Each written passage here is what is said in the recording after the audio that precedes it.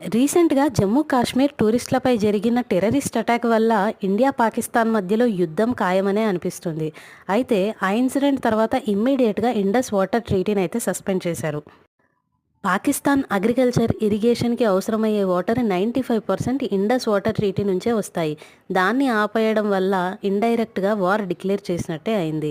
అయితే దీని తర్వాత సోషల్ మీడియాలో వాళ్ళ డిఫెన్స్ కేపబిలిటీ ఎంత, మన డిఫెన్స్ కేపబిలిటీ ఎంత అని పోస్టులు కూడా సర్క్యులేట్ అవ్వడం స్టార్ట్ అయ్యాయి. రీసెంట్‌గా Modi government caste census declare చేసింది. దీనివల్ల చాలామంది ఇంత జరుగుతుంటే ఇప్పుడు క్యాస్ట్ సెన్సస్ అవసరమా అంటున్నారు. కాంగ్రెస్ ప్రభుత్వం మొత్తుకుంటున్నా కూడా ఏళ్ల నుంచి బీజేపీ ప్రభుత్వం ఎప్పుడు కూడా క్యాస్ట్ సెన్సస్ చేయలేదు. సడన్‌గా చేయడానికి కారణం ఏంటి?